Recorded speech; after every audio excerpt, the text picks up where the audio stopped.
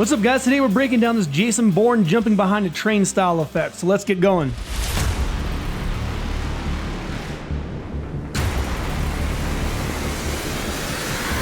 What's up, guys? Ryan here. Welcome back to another tutorial, and today we're continuing breaking down these visual effects I did for a fun little trailer for my wedding party about 5 or 6 years ago. So today we're breaking down how to do that Jason Bourne jumping behind a train and the guards can't catch him and he gets away and disappears style effect. So without too long of an intro, let's get to it.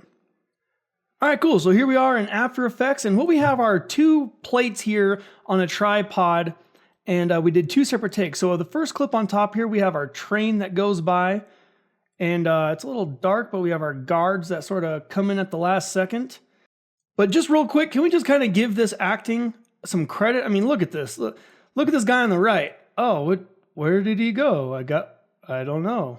Look at this. Look at this acting. You can't teach that, guys. That is natural acting ability of a guard that is confused. I mean, it's just golden.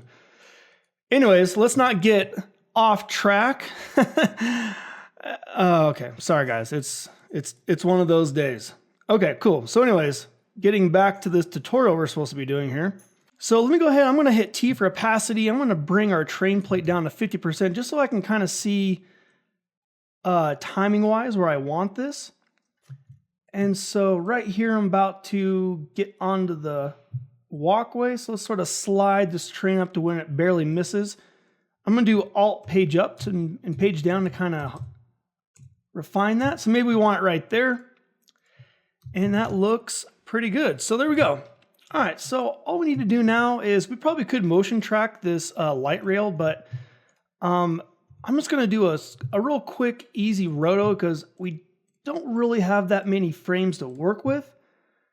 And we also have some nice motion blur that's going to cover up a lot of our mistakes if we make them. So there's our rough mask. Let's go ahead and hit the stopwatch to start keyframing the path of it. So let's go back to frames.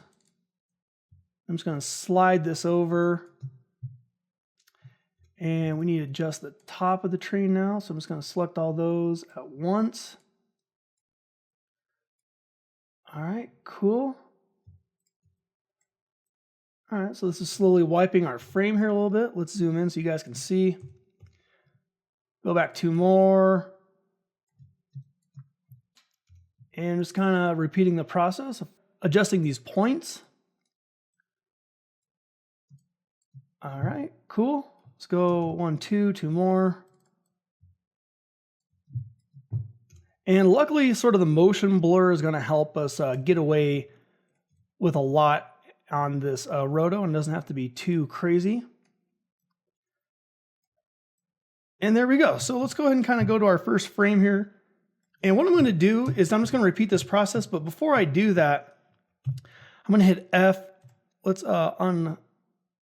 unconstrain these. I'm just going to sort of adjust the horizontal blur a little bit to kind of give back that feeling of that motion blur that the train naturally has right now. So let's go back. I'll go 3 frames again, let's say. And I'll probably fast forward through this just because, you guys get the idea. I'm just following the path of this train here. And once I'm done, we'll get back to it. Let's see, I might even, I might start to refine this a little bit more in here. Doesn't have to be perfect. Cool, so that looks nice right there. And I'll just continue this and we'll get back here in a second. All right, cool. So we did a rough roto of the train. Let's go ahead and ram preview this real fast and see what we got. All right, cool. So that's not too bad. It sort of jumps in on the frame here. So, we kind of run from that side. So I'm just going to put it on the first keyframe that we actually need it. I'm going to do Alt beginning bracket to sort of start our train clip from there.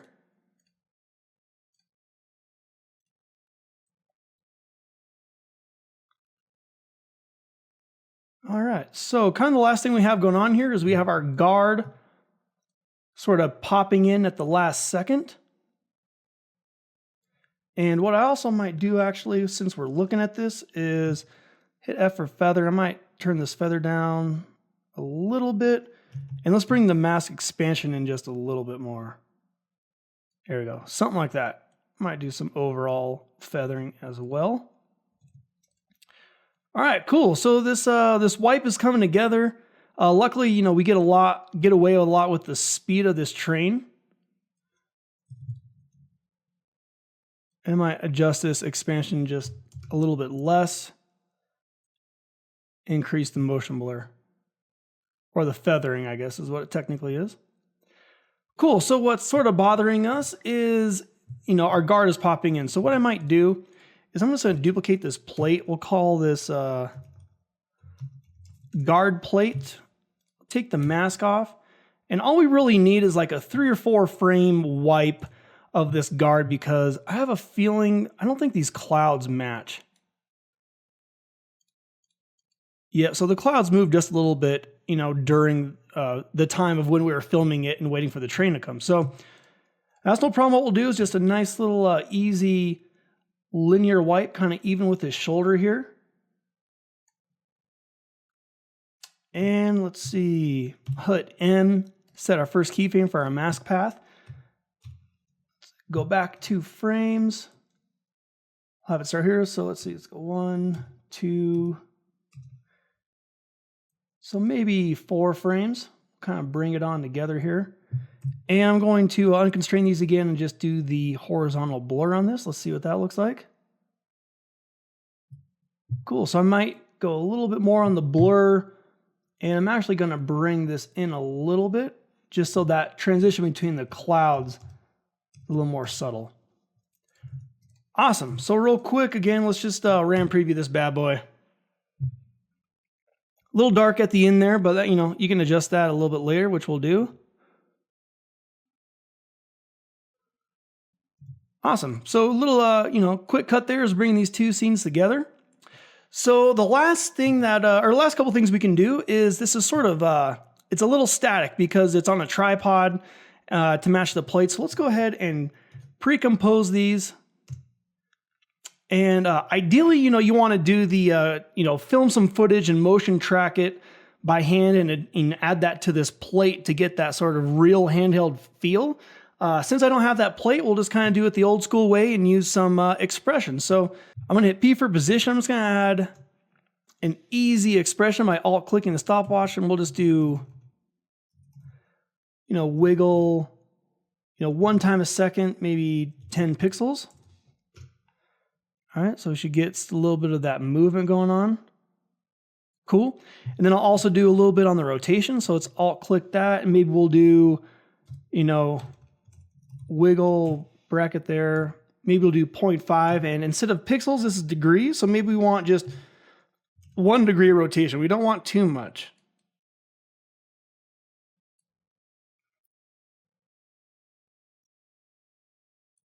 All right, cool. All right, so there we go. And give some rotation. You know, our footage is coming off the edges a little bit, but that's no problem at all. So let's go ahead, and one thing that helped me with these edges, I didn't worry about them too much because I added widescreen bars. Here's a couple quick effects that help if you want to do this instead of something like motion tile. And one of the effects I prefer is adding an optics compensation. So I'll double click that guy. I'll reverse the lens distortion, and what this does is it pulls the footage on the edges, kind of like what some lenses do. So what I'll do is I'll just pull that on the edge a little bit to kind of give us that natural bending that we sort of want anyways. And you know, since we're saying, you know, it's an action trailer film, let's go ahead and give it that widescreen bar look. We'll just go ahead and add new solid. That 235 aspect ratio is 920 by 816. There we go. We got our 235 frame aspect ratio. I'll add that guy. And let's see, let's go ahead and let's change our transfer mode here to stencil alpha. And if we turn the background off, we got our widescreen bars ready to go. Cool, so let me go ahead and I'll just maybe frame this up a little bit. And sort of the last thing we could do is kind of give it that, you know, that blue sort of action movie sort of color grade to it. So let's do something real fast with that. Add a new adjustment layer. I'll call the CC for color correction. And let's go ahead. I'm going to use the the Phoenix Color Crush preset. You can download that in the other tutorial video, or I'll put a link in the description if you want to use this free preset. What I'm going to do is I'm just going to select my layer here, double click that guy, and we're already starting to get sort of that contrast crush that we're wanting to get. So we'll add a little bit of that crush there. Let's go ahead and mess with this just a little bit. We'll kind of blow this out a little bit more. I'll switch to our curves here, and let's give it more of that blue tone overall. And kind of bring the blues up in the blacks. Sort of take out the red. And maybe we'll give a little bit of a green tone as well. Cool, so overall it's getting a little dark, so I'll just go ahead and adjust that in the exposure. Just a little bit. And probably more importantly, we'll adjust the gamma. Cool, so it's just a fast little look. This needs a little more tweaking and refinement. It's getting a little dark, but hey, for today this doesn't look too bad. Let's kind of give a before and after. I mean, hey, looks better than just the stock footage, right? So all right, so we got that going across. We jump across, and what I'm going to do is I'll actually I'll go to my contrast. I'll set a keyframe here because I have a feeling this will be too dark in the train. Yeah, so we can't even see these guys coming in. So right at this second, our blacks are a little bit too crushed, so I'll just go ahead and lift them back up a little bit.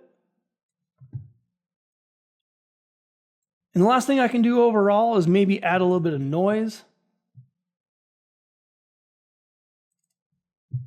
And, not colored noise, maybe we'll give it something like 4%. Give it a little bit of that film grain look. And let's see what we got. All right, cool. So there we go. We got our transition of the train there. We got a nice little boost in contrast in our color channel, and things are looking awesome. And our characters got away. Oh, so sneaky. So there we go, guys. I hope that helps. Little Jason Bourne transition sort of train wipe look there. Subscribe if you want to see more. We're breaking down more of these shots the next few weeks. Got some 3D motion tracking coming up, some muzzle flares that people wanted. Just a bunch of fun, easy effects that you can do for your films as well. So again, subscribe if you want to see that. Leave a comment for any questions you have or anything else you want to see coming up. And as always, I will see you guys next week in the next tutorial. So have a great Friday. We 3D tracked it, and we have some Z-space going on, and it just looks pretty cool. We're going to have our beams follow it no matter where we reposition it.